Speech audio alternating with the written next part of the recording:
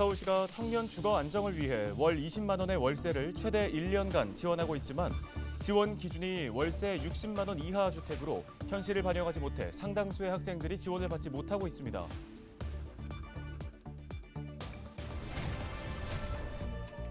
오세훈 서울시장이 유엔 산하 전문기구인 국제민간항공기구를 방문해 고도 제한 국제기준 규정을 개정해달라고 촉구했습니다. 관련 규정이 개정되면 고도 제한에 막혀 진전이 없었던 김포공항 일대의 개발이 속도를 낼 수 있을 것으로 전망됩니다. 서울시의회가 교육활동 침해 행위를 규정하고 교원 법률 지원단 구성 등을 위한 교원 예우 및 교육활동 보호 조례안 일부를 통과시켰습니다. 하지만 교육 인권에 관한 조례안 등 일부 내용이 누락돼 반쪽짜리 조례로 평가되고 있습니다.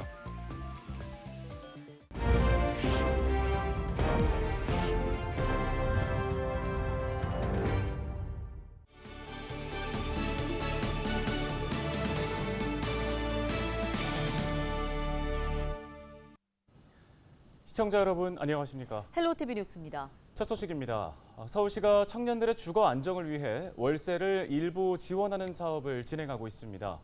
그런데 지원 기준이 현 시세를 반영하지 못해 상당수의 학생들이 이 지원을 받지 못하고 있는 것으로 나타났습니다. 김호 기자가 취재했습니다. 서울시가 청년 주거 부담을 덜어주기 위해 지난 2020년부터 월세 지원 사업을 시행하고 있습니다. 지원 대상은 만 19세에서 39세 이하로 월 소득은 312만 원을 넘으면 안 됩니다. 보증금 5천만 원, 월세는 60만 원 이하에 살아야 하고 선정되면 매달 20만 원씩 최대 1년까지 지원받을 수 있습니다. 올해 지원 대상은 2만 5천 명.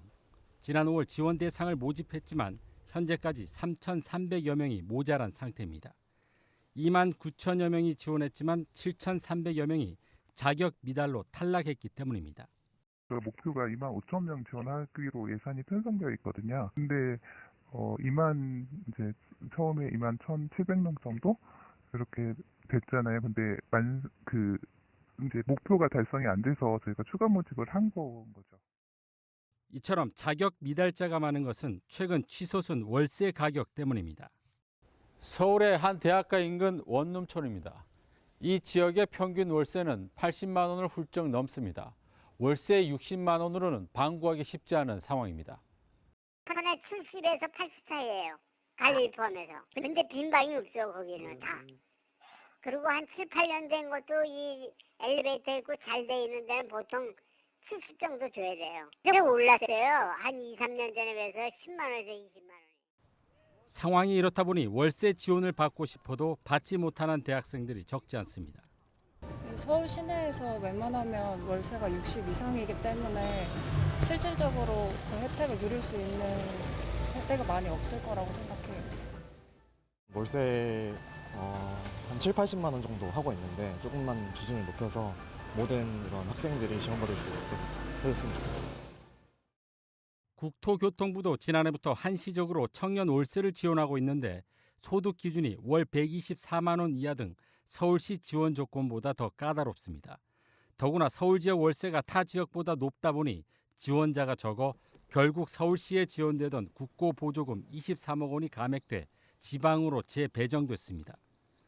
나름 통계를 바탕으로 실태조사랑 진행을 했더라고요.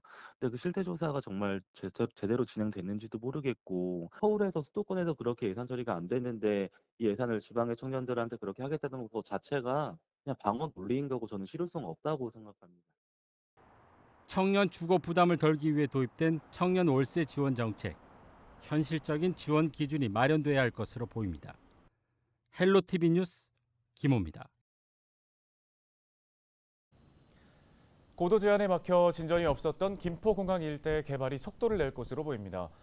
오세훈 서울시장은 현지 시각 17일 유엔 산하 전문기구인 국제민간항공기구 본부에 방문해 고도 제한 관련 국제 기준 규정을 개정해달라고 촉구했습니다.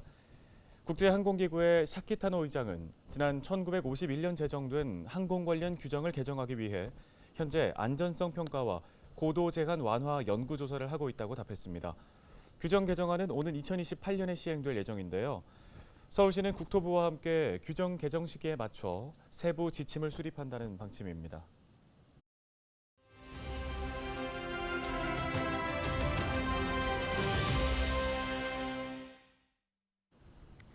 서울시의회가 교원을 예우하고 교육 활동을 보호하기 위한 조례안을 통과시켰습니다. 네, 최수지 서울시 의원을 화상 연결해서 관련 이야기 나눠보겠습니다. 의원님 안녕하십니까?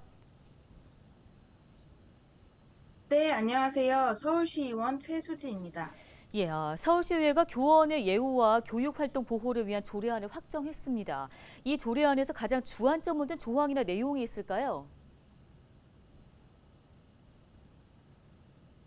네, 최근 서희초 교수와의 극단적인 선택으로 인해서 지금 좀 오랜 시간 동안 학생 인권이 지나치게 강조되어 왔던 반면 상대적으로 교권에 대한 인식은 미흡했던 것이 수면으로 떠올랐습니다.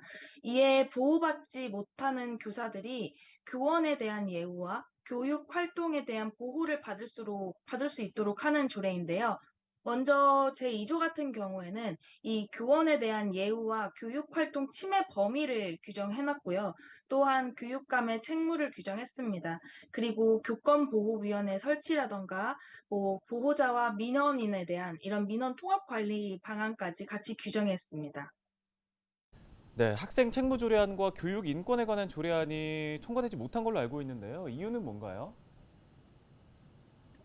사실 이 조례들은 학생 인권 조례 폐지 조례안과 함께 가야 하는 겁니다. 학생 인권 조례를 폐지하고 그리고 학생에 대한 책무, 교원에 대한 예우, 그리고 교육 인권에 대한 것들을 다 다시 만들자는 것이 서울시의회 국민의힘 교육위원들의 의견입니다. 하지만 민주당에서는 이 학생 인권 조례 폐지 조례안 상정조차 하지 않고 있는 상황이기 때문에 앞선 교원에 대한 예우 조례만 먼저 통과가 됐고요. 나머지 두 개는 아직 교육위원회 상임위 문턱을 넘지 못하고 있는 상황입니다. 네, 학교폭력, 교권침해 피해 등 인권 향상 전략과 실행 방안 논의를 위한 서울시의회 인권 권익 향상 특별위가 구성됐다고 들었습니다. 교육 분야 인권 향상 위해 앞으로 어떤 논의들이 오가게 될까요? 지방자치법에 따른 것이고 이 서울시 자체에서 여성, 청소년, 장애인, 노숙인 등 다양한 계층의 인권과 권익 증진을 위해 좀 관련된 규정과 제도를 좀 정비하자 이런 의미로 출발을 했습니다. 또 이런 다양한 계층뿐만 아니라 지금 좀 화두에 오르고 있는 교육 현장에 있는 인권까지도 다 같이 한번 좀 균형 잡힌 좀 어느 한쪽으로 치우치지 않은 그런 인권 논의를 위해서 특별위원회를 이번에 준비를 한 거고요. 그리고 좀 장기적인 전략 수립이나 실행 계획 같은 것도 논의를 할 것으로 알고 있습니다. 특히 교육 현장 인권에 대해서 좀 많은 토론이 있을 것으로 저는 예상됩니다. 네, 사실 한 교실 안에 있는 선생님과 학생이 법의 보호가 필요하다라는 사실이 좀 안타까운 일인데 무엇보다 가르치고 배우는 사이로서 서로 존중을 해야 한다는 인식을 가지려면 어떤 노력들이 더 필요할까요? 사실 이런 것들이 조례나 법으로 명시가 되지 않아도 교육 현장이 잘 좀 굴러가는 것이 바람직하다고 사실은 볼 수 있을 것 같습니다. 하지만 교실에서 고등학생이 술을 마시고 아침에 등교를 한 다음에 해장라면 먹방을 한다든지 또 교사를 폭행하는 좀 이런 일부 학생들도 존재를 했고 우리 아이에게는 참 잘했어요. 스티커를 주지 않았다. 새벽에 문자를 보내면서 이런 좀 교사를 고발하기도까지 가기도 하는 이런 일부 악성 학부모들도 있는 게 사실이고요. 그래서 교사들이 이 교육 현장에서 아무런 조치를 하지 못하는 것이 문제가 되는 것이거든요.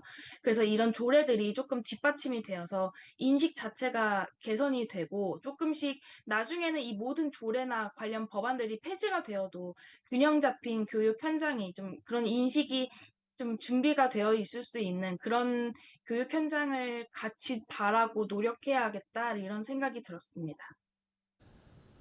네, 알겠습니다. 오늘 말씀은 여기까지 듣겠습니다. 서울시의회 최수지 의원이었습니다.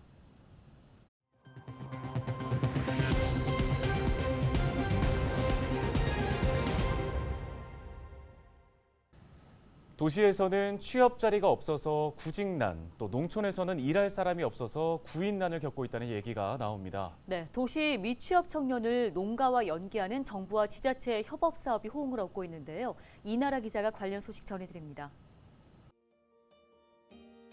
비닐하우스 안에 블루베리 나무 수십 개가 줄지어 있습니다.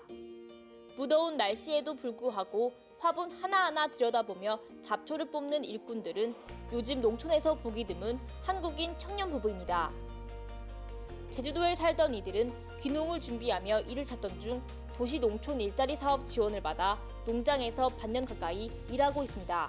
저희가 이제 개인적으로 일자리를 찾기가 너무 힘들어요. 일꾼들이 정기적으로 이렇게 계속 꾸준하게 이렇게 와서 일을 하기가 정말 어렵거든요. 근데 이게 이제 잡설탕을 통해서 이렇게 본격적으로 귀농하기 전에 먼저 이렇게 농가 일을 먼저 해봄으로써 이제 시행착오 같은 이제 그런 것들을 이제 제거한 상태로. 구인난을 겪던 농가도 도농 일자리 사업 도움을 받았습니다. 특히 외국인 근로자와 급여 차이 없이 한국인 근로자를 채용할 수 있어 만족도가 높습니다.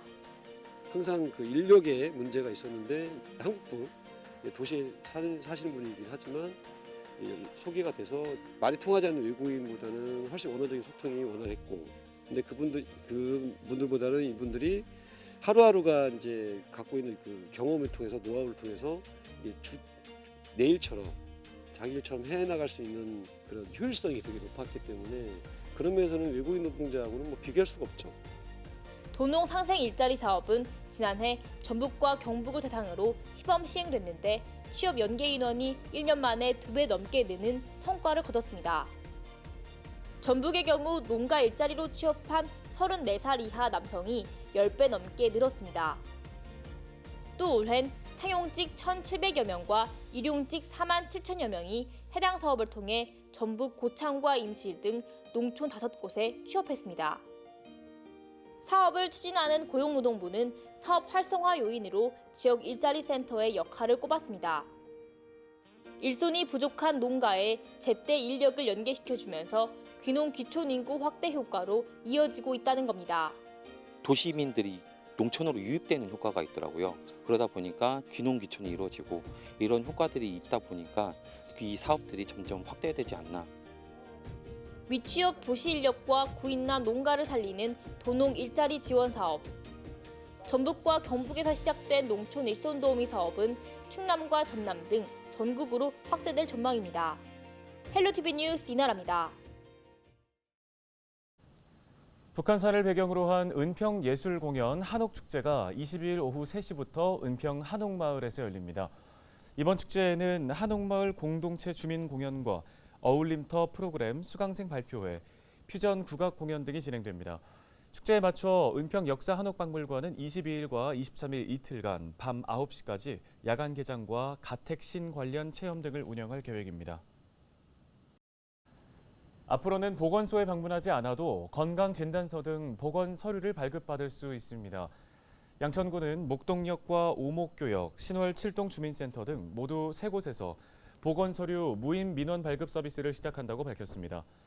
해당 서비스로 발급 가능한 서류는 건강진단 결과서와 건강진단서, 예방접종 증명서 등 모두 5종입니다.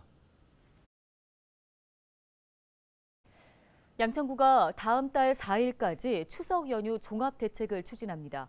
양천구는 주민들이 안전하고 편안한 추석 명절을 보낼 수 있도록 안전과 교통 등 분야별 대책을 수립해 시행한다고 밝혔습니다. 양천구는 24시간 종합 상황실을 운영하고 연휴 기간 문을 여는 병원과 약국을 지정합니다. 또 청소 상황반과 순찰 기동반을 편성해 가로수 청소와 쓰레기 수거에 나섭니다. 양천구는 엿새간 장기 연휴로 귀경 수요가 분산될 것으로 전망됨에 따라 올해 추석에는 대중교통 막차 시간이 연장되지 않는다고 설명했습니다.